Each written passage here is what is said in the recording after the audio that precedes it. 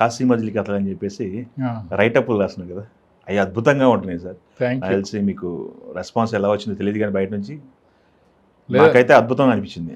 లేదు, చాలా బాగా వచ్చింది రెస్పాన్స్. ఆల్మోస్ట్ నా నువ్వు లేక నేను లేని రిలీజ్ అయినప్పుడు ఎలాంటి ఫోన్లు వచ్చినాయో అలాగా వీటికి కూడా అంత కాదు కానీ అంత పాజిటివ్గా చాలా ఫోన్స్ వస్తూ ఉంటాయి చదివిన వెంటనే. ఓకే.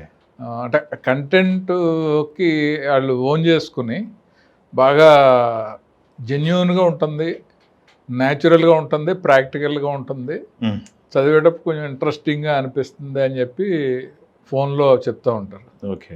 ఎన్ని రైటప్లు రాశారు సార్ ఇప్పటి వరకు? దాదాపు ఒక 30 నుంచి 40 మధ్యలో ఉంటాయి. అన్నీ కూడా జనజీవనానికి ఉపయోగపడేవి, జనాలు డిస్కస్ చేసుకునే పాయింట్లు మీరు అవును తీసుకుంటున్నారు. ఈ మధ్యన నేను అమెరికాలో ఉండగా వేమూరు సత్యనారాయణ గారు అని ఉంటారు, ఈ లేడీస్ టైలర్ వాటికి ఎగ్జిక్యూటివ్ ప్రొడ్యూసరు. ఆయన ఫోన్ చేశాడు.